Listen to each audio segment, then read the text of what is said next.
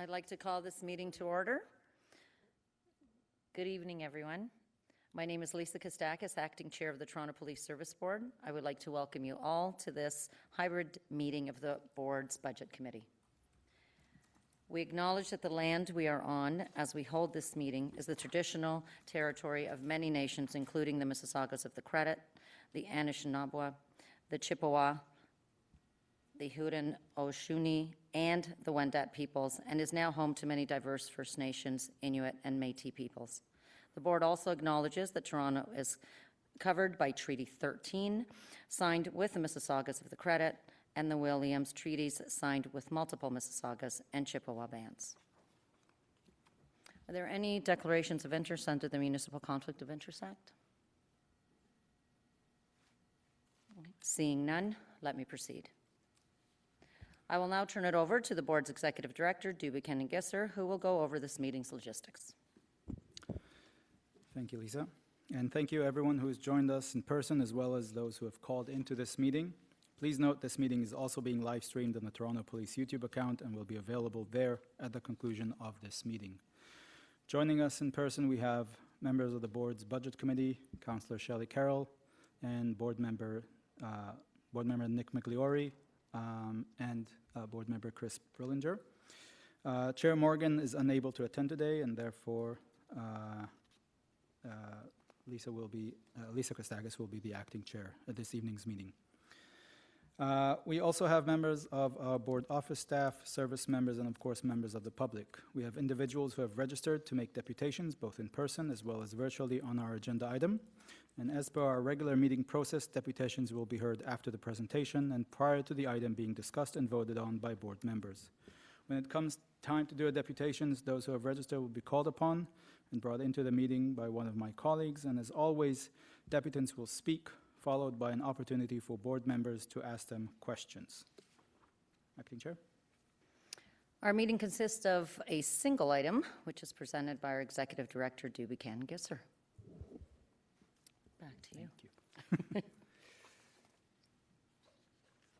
If we could share the presentation.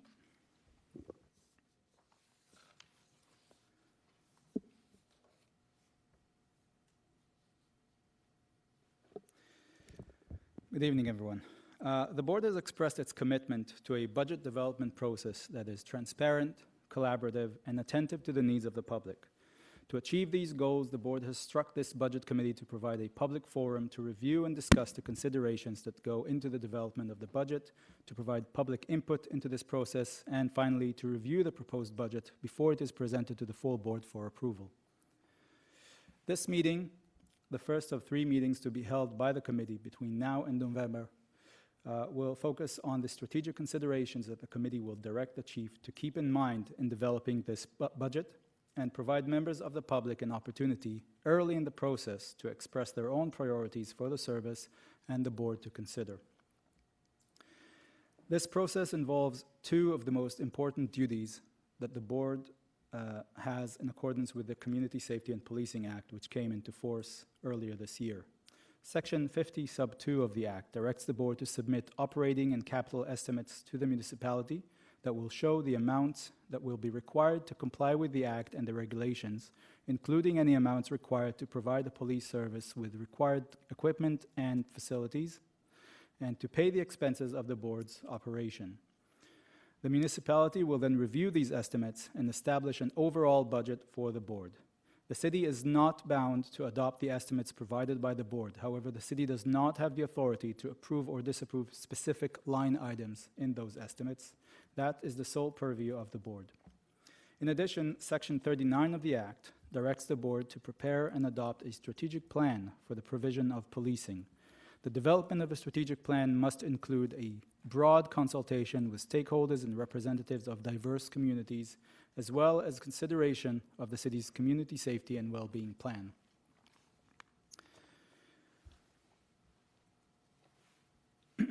The plan must address a number of matters, including how the board will ensure the provision of adequate and effective policing in accordance with the needs of the population of the city, objectives and priorities, performance indicators, interactions with certain equity-deserving and vulnerable groups, and other matters. These matters have significant budgetary impacts. Any priorities the board will establish for the chief should be appropriately resourced without compromising the ability to provide adequate and effective policing as the board is legally required to do. There's a number of key principles that must guide the budget development process. First, community safety and well-being. This is not only an important operating framework to the way policing services are delivered. Each municipal police service is mandated through the new act to work in collaboration with its municipal government, in this case the City of Toronto, in ensuring effective collaboration and alignment in a whole-of-government approach to dealing with matters concerning community and public safety. The city's official community safety and well-being plan is called Safety-O, to which we are a key partner. Next, continuing to implement, evaluate, and improve actions aimed at full implementation of the board's police reform goals is a priority for the board and the service to continue building up public trust in policing in Toronto, ensure accountability, and make sure the policing services provided to the people of Toronto align with their priorities and values. The Budget Committee's work will be geared to maximizing public engagement. Meetings will vary in time and location to increase accessibility for all communities. And as with all board meetings, all Budget Committee meetings will also be accessible virtually and live-streamed through YouTube. Finally, engagement will also be facilitated through an emphasis on transparency so that members of the public can engage more deeply with the considerations impacting the budget, as well as with the proposed budget itself in accordance with the board's budget transparency policy. A quick look ahead to the next few steps in this process. Today is the first Budget Committee meeting, which will include a brief discussion of the strategic plan priorities. An update to the full board on the strategic plan will come forward at the upcoming meeting on September 12. The September meeting will also see a report from the chief on the multi-year hiring plan that was developed in accordance with board direction. This plan and the direction of the board with regard to hiring will, of course, have a significant impact on the budget's development, not only for 2025, but for the next several years. The committee will hold 2 more meetings. On October 2nd, the service will discuss the pressures it is facing and how the various operational considerations are factoring into the budget development process. On November 27, the chief will present to the committee his budget request. At that meeting, the committee will have an opportunity to delve in detail into the budget request and the rationale for the various line items therein. Once approved at committee, the budget is planned to go to the full board for consideration at the December 12 board meeting. The approved budget request will then go to the city for evaluation as part of the city's budget process expected to take place in January 2025. As I discussed earlier, an important aspect of the budget development process are the findings from the consultation process on the strategic plan. Phase 1 of our consultation took place in 2023 in anticipation of the Community Safety and Policing Act coming into force. In accordance with the Act, consultations included a variety of stakeholders, both internal and external, including justice partners, school boards, community organizations, as well as city councillors and the general public through a survey posted on our website. We are grateful to the dozens of individuals and organizations who agreed to meet with us and share their experiences, views, and concerns. We heard criticism alongside expressions of trust and pride. We heard about where we succeeded and where we still have much room to improve. Internally, board staff met with service members across the entire organization, uniform and civilian, from all ranks and classifications, to get a comprehensive view into the state of the organization. These open and candid conversations are themselves a testament to the culture being built in the service of openness to vulnerability and attentiveness to constructive criticism, and the faith of our members that their words will be taken seriously and in the same spirit in which they were shared. As noted earlier, an update with a draft plan will be considered by the board at a September meeting. This will be followed by a period of additional consultations as we validate our proposed priorities and actions and ensure that the voices we've heard are accurately reflected in the board's plan. We aim to bring the plan to the board for consideration in early 2025 and we will then continue to work with the service and the community to co-design KPIs and establish a monitoring and evaluation plan with an aim to bring a final report to the board for consideration by June 2025 alongside the 2024 annual report. We plan to continue consultations with the community even beyond the plan's final approval, as we seek to better understand the needs of specific communities and ensure that they are adequately met by the strategic plan and its associated actions. All this to say that these priorities and the vision that they seek to achieve are still very much in draft form and subject to change. On the slide you see before you now, we attempted to summarize at a very, very high level all that we've heard through our consultations. At the heart of this is a vision that the Toronto Police Service should be a leader and a partner in community safety, inspiring trust through professionalism, excellence, and accountability, and working together with the community partners to ensure everybody feels safe to live, work, and play in Toronto. We've heard through the consultations about the need to strategically invest in our people through adequate staffing levels, talent management, world-leading training, and by providing our people with the skills and the tools necessary to carry out their duties in a manner that reflects the values of Torontonians. We've heard of the need to continue work on policing reform to ensure accountability and to build trust so that every community feels safe and every community knows that the Toronto Police Service is there to protect them in their time of need. We've heard of the need to continue engaging in partnerships with communities, organizations, and experts to ensure an evidence-based and a culturally and trauma-informed approach to community safety. And finally, we've heard the need for efficient policing, maximizing the utility of the resources we receive towards making Toronto safe for everyone. Our hope in presenting this deck is to encourage discussion around these draft priorities that will shape our strategic plan and guide the development of the 2025 budget. We look forward to gaining more feedback that will help direct appropriate actions that the service should engage in and the kinds of investments that are most appropriate to help bring us closer to achieving the vision of public safety in Toronto. Chair. Thank you. We'll now begin with the deputations. Our first deputation is from Dave Shelnut, virtually. Mr. Shelnut, can you hear us?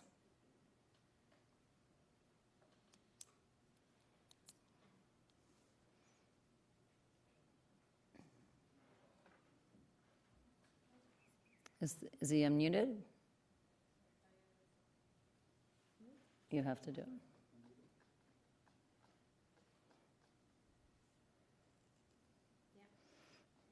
Mr. Shelnut, can you hear us? That's. Apologize for my informal. I just had a lot to juggle tonight. No problem. See if that's okay. I'm here to depute.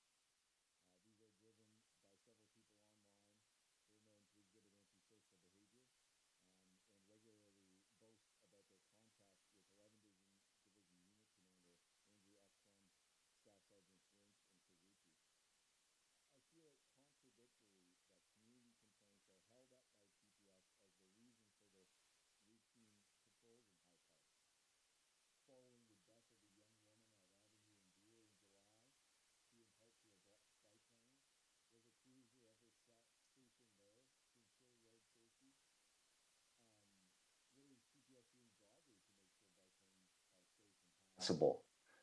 What resource expenditure has been affected to address that community concern? Hit and runs resulting in injuries like broken wrists and concussions, less serious, are inconsistently investigated, and in my experience, resources cited as the reason for deeper investigation on undertaking. In July this year, I personally filed 3 dangerous driving complaints about some really wild incidents at College and Dovercourt. The only police I've seen at that intersection are there getting morning Starbucks runs. I would wager that an accounting of community complaints demonstrated a lopsided response in favor of policing in High Park. This lopsided response is not driven by data and therefore must be questioned, reined in, and realigned. If TPS is concerned about response times and resources, then certainly how those resources are used is important and ought to be considered in the provision of future resources. If police are hanging out in High Park regularly, which they are, I propose that perhaps too much money is being spent and so could be diverted. High Park policing is a great example of where the city can find efficiencies and squandered resources to redirect elsewhere. Thank you.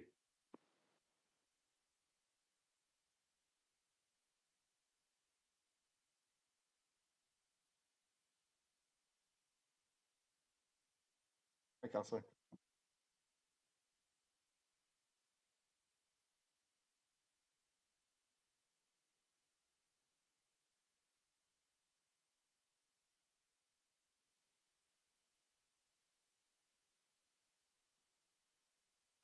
Great question, Councillor. We when this all was going down in 2022, we proposed along with Cycle Toronto, volunteers from Cycle Toronto out there encouraging safe cycling and rules of the road. There are bylaw enforcement officers that could, be in the park promoting safety without sidearms. There are options like this. We got to explore non-police options to conflict in the park. These folks have better things to do, certainly, in our city.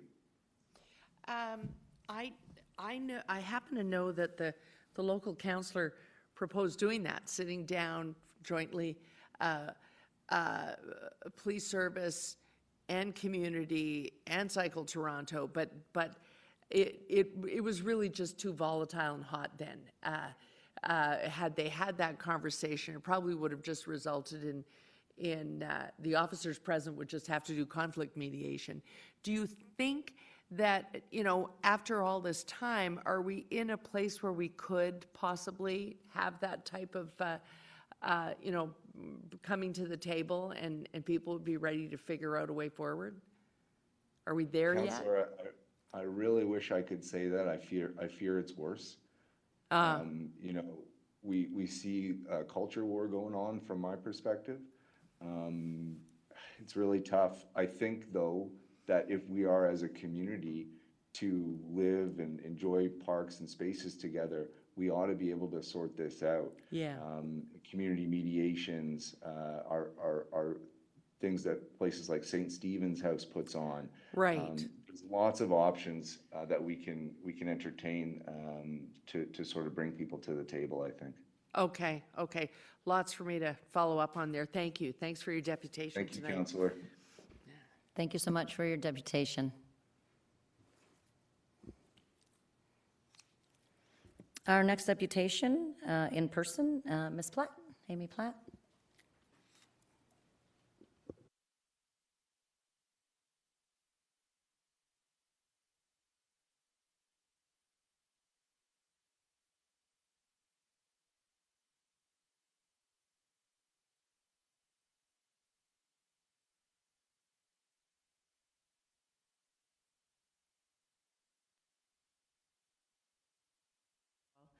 I am grateful for the relationship the Toronto Police Service has created with my community and the way officers have stepped up to be with us and protect us over the last 12 months.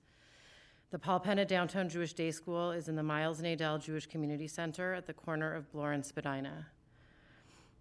A high-volume intersection of 8 lanes of traffic, 2 subway lines, a streetcar line, and 2 bike lanes. Since October, my school community and I have felt deeply unsafe and scared by what we have experienced at our intersection. We are in a visibly Jewish building in the urban center of our city. Our safety and security has been a real concern that has created risk for faculty, students, and families. It has not been an easy time. There have been many protests at the intersection. Hateful graffiti has been spray painted on our building. We have been the target of break and entry, and people have been seen watching the building and taking pictures in what seems to be an untoward way.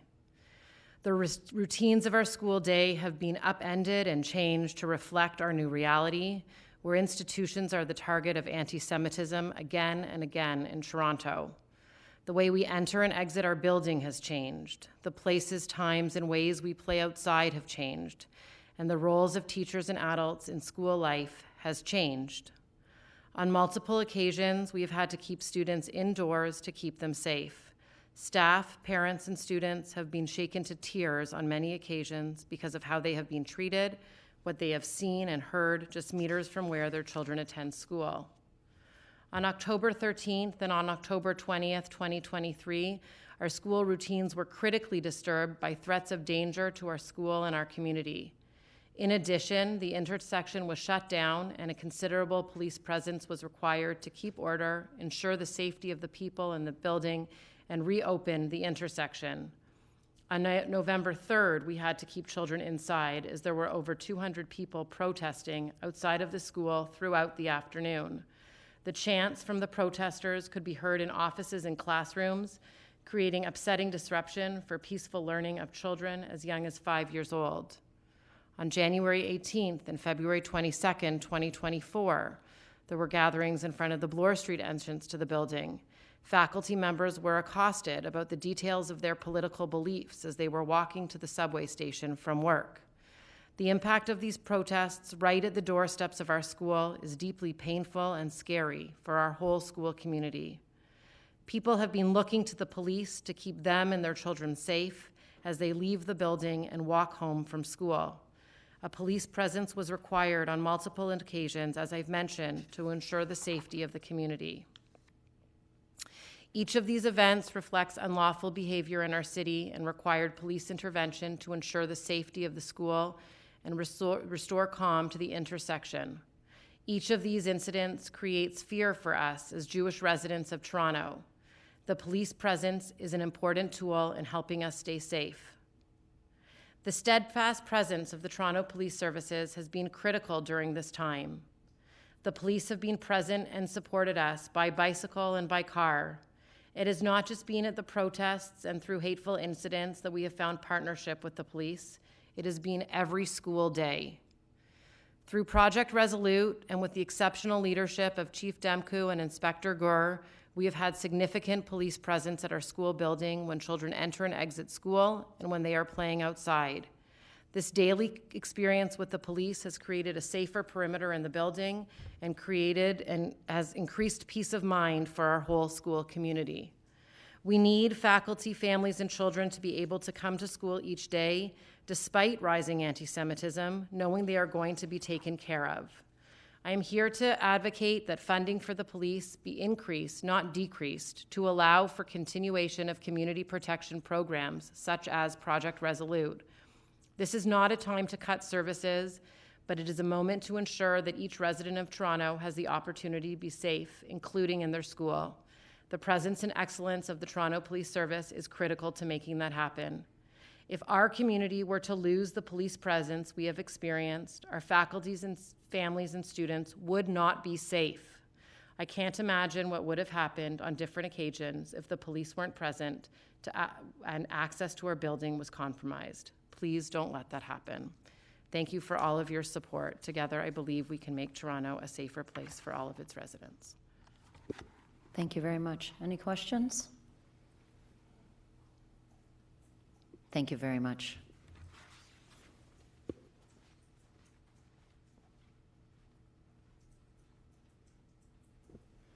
Our next deputation is from Rabbi Joe Konofsky, virtual. And we also have written submission included. Rabbi? Evening, folks. Not sure how to open my video. Let's see. Okay. Not sure how to get my As long as we audio. can hear you, we don't have to necessarily. It's up to you. Okay, all right. Not so much to look at in any case. Okay, just take a minute or two. Thank you all for allowing me some time to speak to you. I did submit a letter yesterday outlining some of our concerns. We are a house of worship on Bayview Avenue near the 401.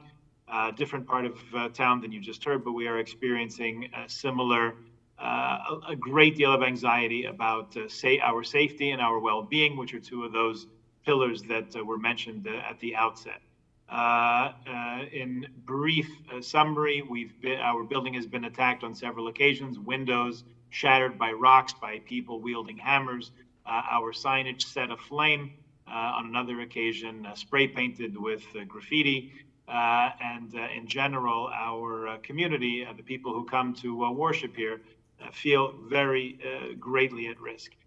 Must take some time to give a tremendous amount of thanks to the Toronto Police Services, from Chief Demke, who's visited on numerous occasions, to Inspector Gurr, who's visited us on numerous occasions, and the leadership of 32 Division in particular. But we have had constables present here, in addition to hate crimes specialists and forensic specialists documenting the attacks on our building time and time again. And I know they're from across the city of TPS, and they've all been the utmost of professional and encouraging, supportive, and we're deeply, deeply grateful for their presence. And to underscore the message that you're hearing, not just from me, but from the head of school who just preceded me, we feel very strongly this is a time when our well-being and safety are at risk, and we encourage and really implore you to consider greater resources put in these directions. We are certainly not the only vulnerable community in the city, but we are among those who are probably the most visible and feel the most threatened. Across the city and across Canada, other synagogues, other Jewish houses of worship have had shots fired, have had fire bombs thrown at their front doors. So since we do maintain the best communication we can among each other to try to share intelligence and insight about how to protect our well-being, we're all worried. There are quite a few synagogues and Jewish schools throughout the GTA, and as school opens next week, and as the high holidays, the most important and most well-attended holidays of the Jewish year approach a little bit later in the fall, we are all very worried. So a two-pointed message: we are deeply grateful for the very visible, very supportive, and very comforting and protective presence of TPS really since Project Resolute began a year ago, October, and we are asking in any language that it will be effective, that more resources rather than less be given to really the basic safety and well-being of children going to school, of people going to worship, which really should be the basics of a safe and secure society. I don't want to take more of your time, and I'm certainly eager to answer any questions that would help. Thank you, Rabbi. Any questions? Seeing none. Thank you so much for your deputation, Rabbi. Thank you very much for your listening to me. We also had, which are worth mentioning, and we'd like to thank the following people for the written deputations as well. We will take everything into account and definitely give it the value it deserves. Giuseppe Scaleri, Daniel Tate, Rafi Yaplonsky, Nicole Corrado, Seth Gorin, Jonathan Levy, Daniel Held, Heather Singer, Raquel, Carl Sheldon-Zelger, and Ryla Bramer. Thank you very much to all of you for your written deputations as well. So at this moment, I would like to ask any of our board members if you have any questions with respect to the presentation. Yes.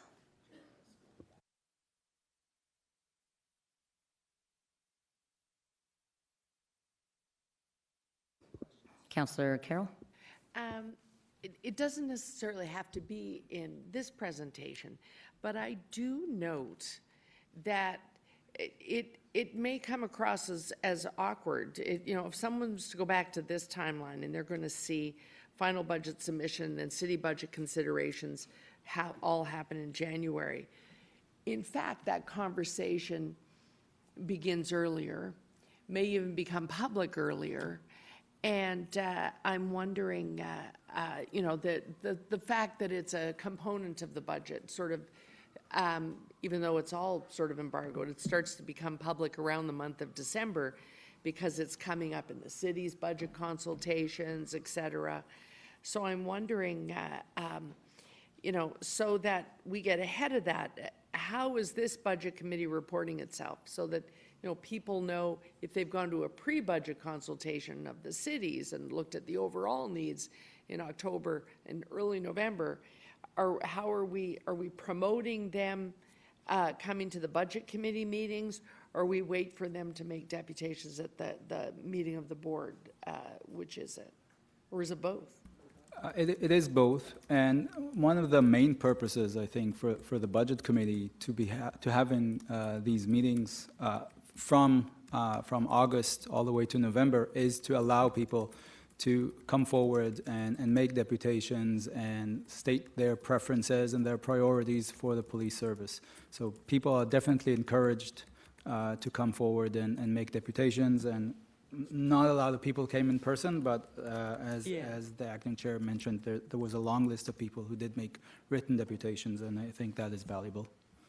So will we be looking at, sorry, through you, Madam Chair, follow-ups, will we be looking at drafts by October and November meetings such that the community has something really to bounce off of? Tonight they were talking about a specific place they want resources, project Resolute, which shouldn't come as a surprise, it's still needed. Will they be looking at drafts by October or November, or just sections of the budget? So by November, for sure, we will have the full request for evaluation by the committee in the November meeting. In October, we probably won't have numbers yet, but we will have a sense of the pressures that the service is contending with, and there will be room there for discussion on particular areas and where it makes more sense to put the emphasis. And like I mentioned during the presentation, there's also the hiring plan that will be brought forward in the upcoming board meeting. That's a significant portion of the budget. It's 90% of the budget goes to salaries, so any kind of impact will. Right. So October could be kind of used.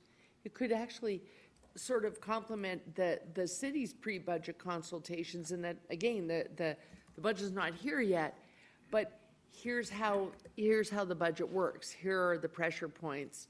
Here are the things we have to do. We know that now from strat plan and et cetera, et cetera. So it could be a sort of pre-budget, where do you want us to prioritize kind of conversation.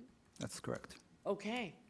Yeah, and I think if I could add to that too, I think it's coordinating those efforts so that everything aligns and that the right hand and the left hand know what's happening too with the city plus our board, but also giving people the opportunity to give those, I guess, the focuses of what people are talking about and which areas that there's going to be focus from the police perspective too, from a TPS, but also what our communities priorities are as well, and so that they align. I think that makes sense as well. Right. Like in one of the written deputations, a community member said, talked about police needs, but without compromising, and then had a list of things that are part of SAFE-TO. So that could become a guiding principle during the strat plan. Yes, we want the safest possible, or the greatest safety guarantee coming from police services, but without compromising those functions that also lead into the predeterminants of crime and youth crime. Yeah. If I can say about that, the SAFE-TO and community safety as a whole, the policing is only one component of it, and it absolutely makes sense, and it's part of the ongoing deliberations on the strategic plan. that these things work together. They definitely can't come at the expense of one another. And certainly as we more effectively address the root causes of crime, that will have an impact on our need for budgeting moving forward. And there are continuing discussions about opportunities for alternate response mechanisms. Those also can divert funds once they're no longer needed from the service to these alternate services or to other opportunities for the city. So the discussion throughout the past few years has been, and coming out of the Auditor General's report, that these things need to take place. We cannot lift and shift. We cannot first take away the money and then create the services. We need to have the services in place and then make sure that after the calls are diverted away, that any excess capacity is unnecessary then. Right. And I think the resource development piece is when we talk about capacity on resources aren't always financial, but again, reallocating where you may need to increase certain budget line items with the Toronto Police in order to meet the mandates and to meet the responsibilities of the safety component of it, and what would happen with other services that are in the city that also attribute, including our communities and other stakeholders, is how is that divvied up resourcefully in building that capacity to enhance people's expertise in what we're responsible for as well through legislation and meeting our mandates as individuals, but also within the Toronto Police, but other services as well, including the city. 100%, Right. 100%. There are only so many magic beans, though. Can I ask one more question? The strat plan, we get an update and a presentation that I think it's largely based on survey results, because we haven't had like a deep dive strat plan conversations ourselves really to finalize. So I see strat plan September 12th and nothing in between there, and we got budget consideration December 12th. But is there going to be is there going to be a deep dive opportunity at some point for the board to take all the feedback that's been coming in and really finalize? Because if we're just getting it and adopting it, we haven't had a lot of involvement in it up to this point. So September is just an update. Yeah. It will be this exact opportunity for a first look to hear what we've heard so far and what our thinking as board staff on what the strategic plan should look like, and the opportunity for board members to really delve into that and provide priorities and direction to us as we move forward. We will then continue working and validating When will that these. opportunity be? So at the September meeting, that will The be meeting. that will Okay. be the first opportunity. We'll have a second opportunity in probably January of 2025. That's when we'll bring forward the full plan. But the full plan, when I say that, what I mean is So they are letting us go beyond the calendar year, because the original goal was that all these plans were in place by the end of 2024. Is that no longer the case? but we have a little bit of flexibility. Okay, good. We can't be the only board that's in this. We're not. Okay, good. Okay, that was my only question. Okay, So what we're hoping is that at the September meeting, we'll have a general sense of the directions to the chief so that they can align with that. Then in January, we'll have a strong direction to the chief, but still without the evaluation component of it, which is critical. And then June, we'll have the full-fledged plan with all the actions and the evaluation program built into that. And that will be the plan moving forward. And I think we could also know, a strategic plan is usually a live document too in a lot of ways when you're looking at your dashboards. And so I think there is that flexibility too, that if something isn't working or is working or trends change, society changes. So we need to be able to be flexible that way as well. But we do need something obviously formalized and something stable and we have to meeting legislation and meeting the safety of everyone. We're aiming to have a very robust strategic plan, and some other, different boards have taken different approaches to it, and sub-strategic plans are more high level and more detailed. We're taking this staggered approach so that we have the high-level plan in place, and then we can go more and more deeper as we go along, so that we still have the direction, but we will have a full-fledged, robust plan at the end of this process. We're waiting till June. We can in the first plan. They can't hear you without your microphone We're online. waiting till, if our goal is June, we have time in there, in this first plan, to meet all there's legislative requirements to consult with council, consult with the public. There's time to fit those all in and then build to Yes. June. Okay. Exactly. Mr. Sorry, Berlinger? I couldn't go through a meeting. No, without you a cannot. question. Sorry, Juby. On October 2nd, in the material that comes back to the Budget Subcommittee, will it obviously it will articulate the pressures, and I already have a sense of just how acute the pressures coming forward are. Will there also be some discussion or opportunity to talk about options or choices that the board can consider in working through the budget process? My understanding from my conversations with staff on the service side is yes, that is the plan.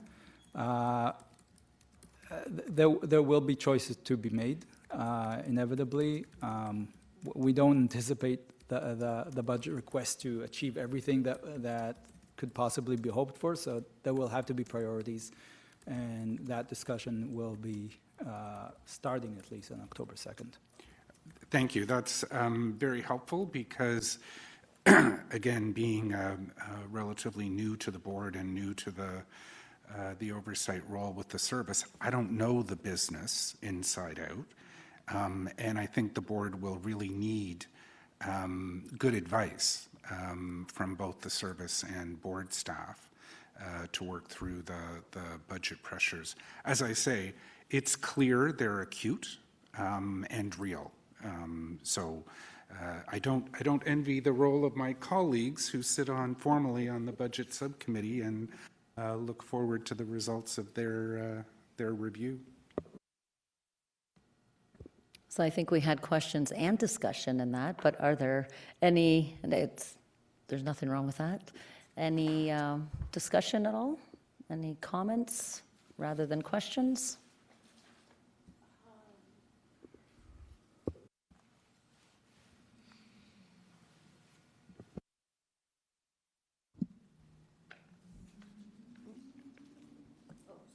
Yeah, I would like to see, and maybe this is something that we should sort of brainstorm with the whole of the board, but I would like to really see the communication plan, because it's often left to the last minute, to where you're just, let's pick dates and get her done, get that into the calendar, but then you run out of time to think, okay, how does that look? What, is it just a survey?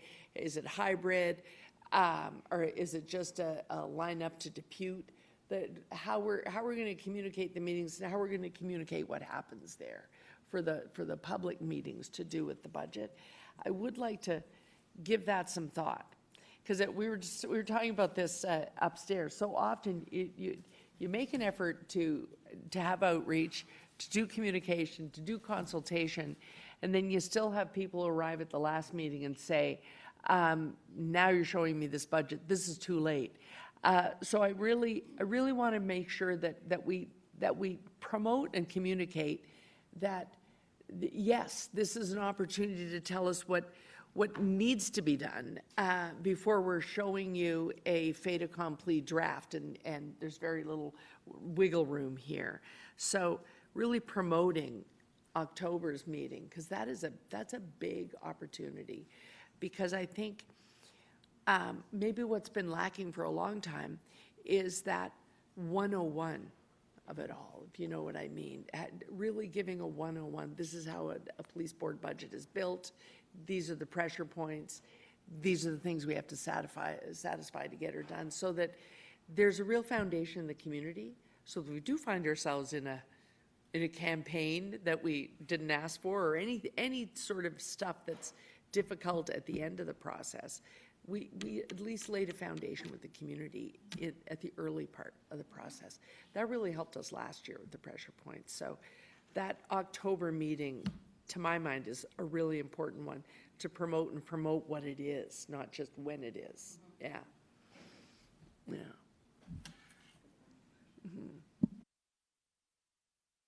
Any other comments? I'd actually like to thank our board staff and Doobie as well, and everyone who's put in the time to make this day happen as well. And looking forward to our other meetings that are coming up, and having as many of our community members out here as well and participating and to be part of this as well. We're always open to suggestions, comments, obviously. At the end of the day, this board does own the strategic plan and the budget, so we definitely need to put our minds and our priorities and the safety of our communities first, obviously. So thank you very much for everything that everyone is doing and committed to, and to our subcommittee. Have fun. Okay, so can I have a motion to receive the presentation and the deputations? So moved. Councillor Carroll, second. Don't you two fight. Member Migliori. So the next budget subcommittee meeting will take place on October 2nd, location to be determined. We will ensure that that is definitely publicized, communicated in every capacity, and accessible in various ways as well. So motion to adjourn. Okay. Councillor Carroll, second. No seconder for adjournments. We are adjourned. Thank you very much, everyone. And thank you to everyone who is watching on YouTube as well.